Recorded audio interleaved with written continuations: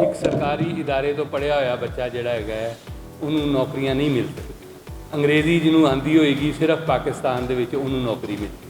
अगर आप मरीजों के लवाहकीन को डॉक्टरों पर हमलावर होते और सड़कों के ऊपर कानून हाथ में लेते हुए खुद ही इंसाफ करते हुए लोगों को कत्ल करने के वाक़यात देखते हैं, तो इसका ज़िम्मेदार, माफ़ कीजिएगा, मैं अपनी निसाब को ही ठहराऊँगा, क्योंकि उसने जहन साजी की। मजहबी किताबें मौजूद हैं, अब ऑप्शन है कि इस्लामियात है, क्रिश्चियन स्टडीज़ है और दीगर हैं, तो फिर जो मजमून है उसमें खालिस्तन मजमून से मुतल्लिका ही चीज़ें होनी चाहिए। तो हमारी गुजारिश यही है कि मौजूदा हुकूमत इन चीज़ों को देखें और उन लोगों को इसका बुक रिव्यू में शामिल करें जो कल्चर को, वैल्यूज़ को और पूरे समाज को साथ लेके चलें। आइन के फंडामेंटल राइट्स के चैप्टर में ये सारी चीज़ें शामिल है कि जी आपने क्वालिटी तालीम देनी है लोगों को, बच्चों को। आपने किसी को किसी दूसरे का मज़हब ज़बरदस्ती नहीं पढ़ाना। आपने इलाकों, नस्ल, रंग, ज़ुबान का ख्याल रखना जो आर्टिकल 28 की सूरत में है। मीडिया न्यूज़ की वीडियो देखने के लिए हमारा चैनल सब्सक्राइब कीजिए और बेल के आइकन पर क्लिक कीजिए।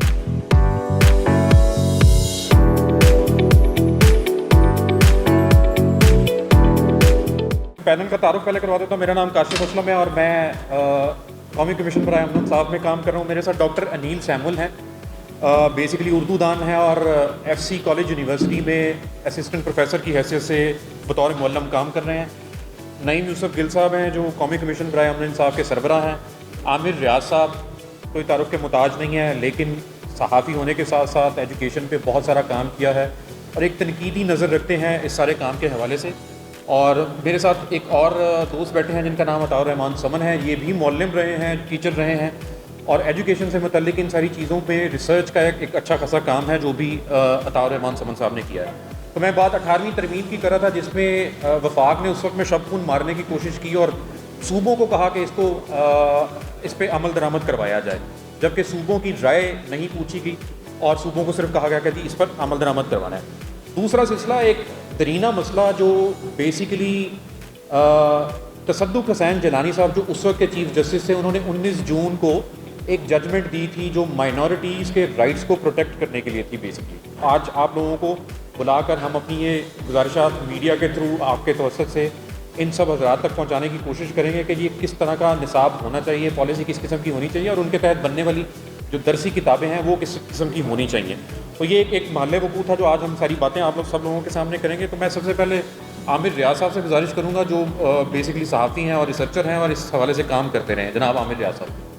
जी ਇਹ ਜਿਹੜਾ ਤਾਲੀਮ ਦਾ ਮਸਲਾ ਹੈਗਾ ਨਾ ਉਹ ਬੁਨਿਆਦੀ ਤੌਰ ਦੇ ਉੱਤੇ ਆਮ ਆਦਮੀ ਦਾ ਮਸਲਾ ਹੈ। ਅਲੀਟ ਨੂੰ ਤਾਲੀਮ ਮਿਲ ਰਹੀ ਹੈ, ਅਲੀਟ ਨੂੰ ਸਿਹਤ ਦੀ ਸਹੂਲਤ ਮਿਲ ਰਹੀ ਹੈ।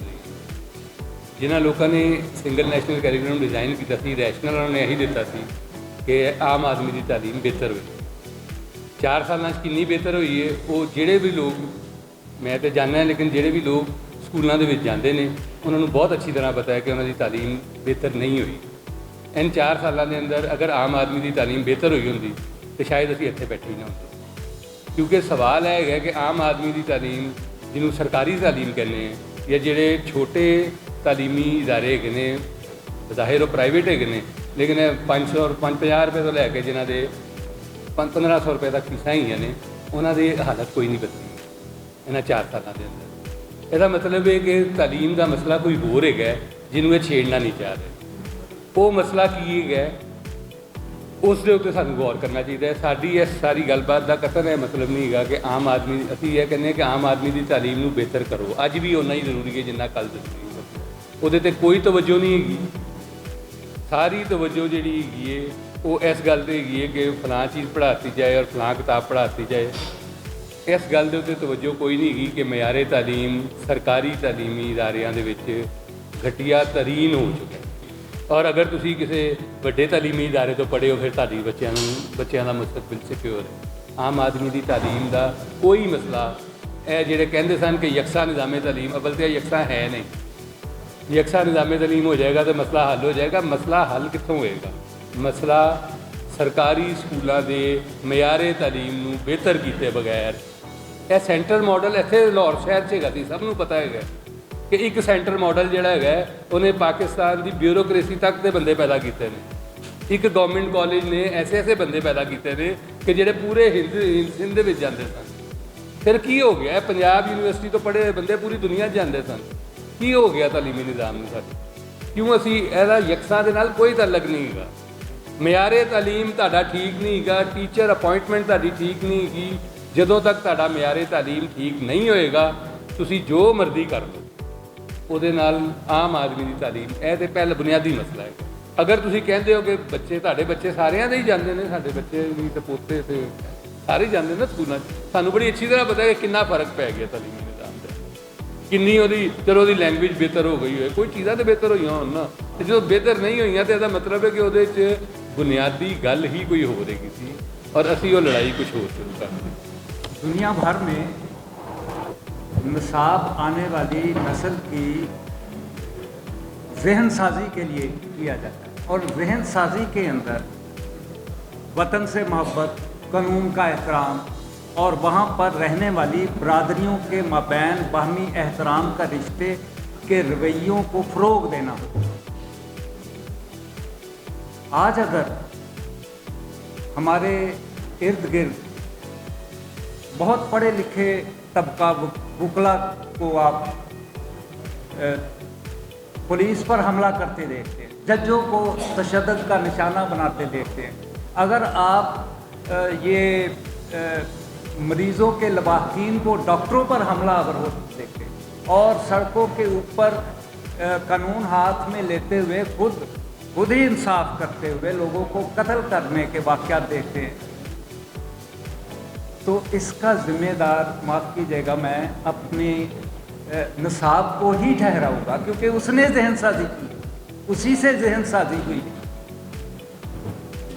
दूसरी जंग अज़ीम के बाद जो नौबादियाती ममालिक थे, उन्होंने रियासत के कंट्रोल के लिए निसाबी कुतब को इस्तेमाल किया और जहाँ पर उन्होंने तहरीकों के कारकुनान को उजागर किया, उनकी खिदमत को उजागर किया, वहीं पर हमसाया ममालिक के ख़िलाफ़ नफ़रत के बयानियों की वकालत की। अब हम तो ये भूल गए, हमने तो ये किया कि साथ वाले मुल्क से नफ़रत करनी है, बच्चों को सिखाया। हमने तो ये सिखाया था कि साथ वाले मुल्क के मज़हब से नफ़रत करनी, लेकिन हम भूल गए कि असल में हम अपने बच्चों को नफ़रत करने का हुनर सिखा रहे हैं। वो हमने सिखाया, साथ वाले घर से नफ़रत करनी वो खुद ही सीख गए, साथ वाले सूबे से नफ़रत करनी वो खुद ही सीख गए, साथ वाले फ़िरके के साथ नफ़रत करनी, अपने कोलीग के साथ, ये सब उसका बाई प्रोडक्ट था। हम ये भूल गए कि ये सब कुछ करने के लिए जो गैर मामूली ज़राए इस्तेमाल किए गए, अंडू करने के लिए भी वैसे ही करना पड़ेगा। जी, मेरा नाम डॉक्टर अनिल है और मैं एक्सटर्नल रिव्यू कमेटी जो है उसका मेंबर होते हुए उर्दू के लिए खुसूसन कोई 20 किताबें देखी जो प्राइवेट पब्लिशर्स की थी, और एक ऐसे पब्लिशर्स जो थोड़े सस्ती किताबें बेचते हैं और उससे लेकर बहुत महंगे पब्लिशर्स तक सबको हमने रिव्यू किया। और देखा ये गया कि पहली बात तो ये कि जो पंजाब टेक्स्ट बोर्ड की पहले बुक्स आ गई थी क्लास 1 to 5 तक, और उसी को मॉडल बनाकर बाकी पब्लिशर्स ने किताबें बनाई, क्योंकि सिंगल नेशनल करिकुलम के मुताबिक बनानी थी। और एक आम तासुर ये था कि जो पंजाब टेक्स्ट बोर्ड की बुक है उसको जितना ज़्यादा कॉपी किया जाएगा NOC के उतने इम्कानात ज़्यादा हों। उसमें देखा ये गया कि हर किताब में कोई ऑन एवरेज 4 से 7 असबाक तो खालिस्तन एक ही मज़हब के अकायद के हवाले से पाए गए हैं तकरीबन तमाम किताबों। और ये अगर 20 असबाक की किताब हो तो आप अंदाज़ा लगाएं कि क्या परसेंटेज बनती है। मजहबी किताबें मौजूद हैं, अब ऑप्शन है कि इस्लामियात है, क्रिश्चियन स्टडीज़ है और दीगर हैं, तो फिर जो मजमून है उसमें खालिस्तन मजमून से मुतल्लिका ही चीज़ें होनी चाहिए। बुक्स को काफ़ी हमने थारोली रिव्यू किया بہت سارے ہم نے سجیشنس بھی دیے ہیں. چھوٹی چھوٹی ایگزامپلز ایسی ہیں جو کہ لگتا ہے کہ ہم آگے کی طرف بڑھنے کی بجائے ریورس گیئر پہ لگا چکے ہیں, جس وجہ سے پریکٹیکل لائف میں اس ایج کے مطابق, یعنی ہم اپنی ایج کی بات نہیں کر رہے, اس بچے کی ایج کو اگر دیکھا جائے تو اس کی سمجھ بوجھ میں کتنا تضاد آ رہا ہوگا. اور نہ صرف یہ کہ اس طرح کی چیزیں ہیں, بلکہ مذاہب کی بات اگر ہم کریں تو پاکستان میں ایک ملٹی کلچر بھی ہے, ملٹی مذہب بھی ہیں, اقلیتیں بھی بہت ساری ہیں, آپ بہتر جانتے ہیں. تو اقلیتوں کو بھی تھوڑا سا مد نظر رکھا جائے کہ وہ اسکول میں, اب کمنٹ یہ کیا گیا کہ جب بھی آپ لیسن دے رہے ہوں گے اسلامیت کا تو جو نان مسلمس ہیں ان کو کلاس سے باہر بھیج دیں. بھائی وہ کلاس سے باہر اگر آپ بھیج دیتے ہیں تو وہ کیا کریں وہاں بیٹھ کے؟ There should be something, ان کے لیے کچھ ہونا چاہیے. لیکن یہ ہے کہ آپ کے کانٹینٹ کے مطابق یہاں نیچے انسٹرکشنس لکھی ہوئی ہیں بک کے نیچے کہ جی آپ نان مسلمس کو کلاس سے باہر بھیج دیں, تو اس کا حل, یہ پراپر حل نہیں ہے, یہ انسٹرکشنز پراپر نہیں ہیں. تو یہ چھوٹے چھوٹے بہت سارے معاملات ہیں جو کہ انسانی حقوق کی پذیرداری نہیں کر پا رہے, اور بہت سارے ایسی سوچوں کو ڈیولپ کر رہے ہیں جو کہ نیگیٹو فیلنگس دے رہے ہیں. لائک ایک اور سمپل سی ایگزامپل میں دینا چاہوں گا.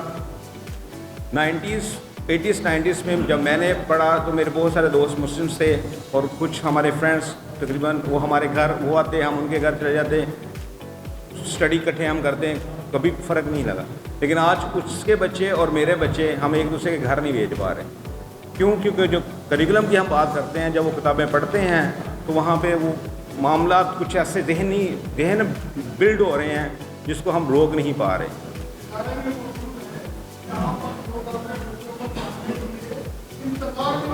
جی بہت ہے, ایسے ہی ہے, بالکل ہے. وہ 22 کروڑ ਦੇ ਵਿੱਚ ਦੇਖੋ ਨਾ ਕਿੰਨੇ ਹੈਗੇ ਨੇ. 22 ਕਰੋੜ ਹੈਗਾ ਨਾ ਤੁਹਾਡੇ ਅਗਰ 6 ਕਰੋੜ ਬੱਚਾ ਜਿਹੜਾ ਹਰ ਸਾਲ ਪੜ੍ਹ ਰਿਹਾ, 6 ਕਰੋੜ ਤੋਂ ਜ਼ਿਆਦਾ ਪੜ੍ਹਦਾ ਬੱਚਾ ਪਹਿਲੀ ਤੋਂ ਲੈ ਕੇ ਤੇ 16ਵੀਂ ਤੱਕ, ਅਗਰ ਉਹਨਾਂ ਦੇ ਵਾਸਤੇ ਅਵੇਲੇਬਲ ਜਿਹੜੀ ਮਿਆਰੀ ਤਾਲੀਮ ਹੈ ਉਹ 10,000 ਬੰਦੇ ਵਾਸਤੇ ਹੈਗੀ ਤੇ ਕੀ ਹੈਗਾ. بہت ساری ہیں بھی, بہت ساری ہیں. آپ آج سے کچھ سال پہلے تک کا تھا نا سلسلہ کہ جی کتاب مارکیٹ میں ہے, تاکہ کتابیں اگر اچھی مارکیٹ میں ہیں تو ان کو کس طرح سے استعمال کیا جا سکتا ہے.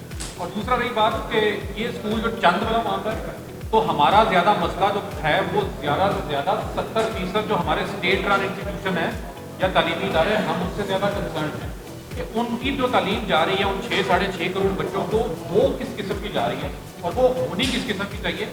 ہم صرف یہ کرٹیسزم ہی نہیں کر رہے, ہم ان کو ریزالو کی طرف بھی لے کے آ رہے ہیں کہ یہ چیزیں ہیں, اگر آپ یہ کریں تو وہ بہتر ہو سکتی ہیں. اور آخری بات جو ہماری طرف سے وہ یہ کہ ہم یہ سارے کا سارا اپنی طرف سے نہیں دے رہے. آئین کے فنڈامنٹل رائٹ کے چیپٹر میں یہ ساری چیزیں شامل ہیں کہ جی آپ نے کوالٹی تعلیم دینی ہے لوگوں کو, بچوں کو. آپ نے کسی کو کسی دوسرے کا مذہب زبردستی نہیں پڑھانا. آپ نے علاقوں, نسل, رنگ, زبان کا خیال رکھنا جو آرٹیکل 28 کی صورت میں ہے. تو ان ساری چیزوں کو ہم کتابوں میں کیوں نہیں اپلائی کروا رہے یا امپلیمنٹ کروا رہے, اور صرف مرکز میں بیٹھ کے یہ ساری چیزیں ہم صوبوں کو کہہ رہے ہیں کہ یہ اپلائی کرتے ہیں. جی بالکل, ہم نے چاروں صوبوں میں اسی طرح سے منسٹر صاحبان سے ملاقاتیں کی, اور انہوں نے بڑی تفصیل سے اپنے جو کی ریکمنڈیشن انہوں نے تفصیل سے قبول بھی کیا. ہم تو ایون ان کو سجیسٹ کر رہے ہیں کہ یا مرکز کی سطح پر یا صوبوں کی سطح پر کوئی ایجوکیشن کمیشن بنائیں تو اوور آل پالیسی, کریکولم اور ٹیکسٹ بکس کا ریویو کریں. ایک ریگرس ریویو کی ضرورت ہے جو ان ساری چیزوں کو دیکھے اور دیکھے کہ کہاں کہاں پہ چیزیں بہتر ہو سکتی ہیں اور کیا کیا چیزیں ہیں جو بہتری کے لیے استعمال کی جا سکتی ہیں.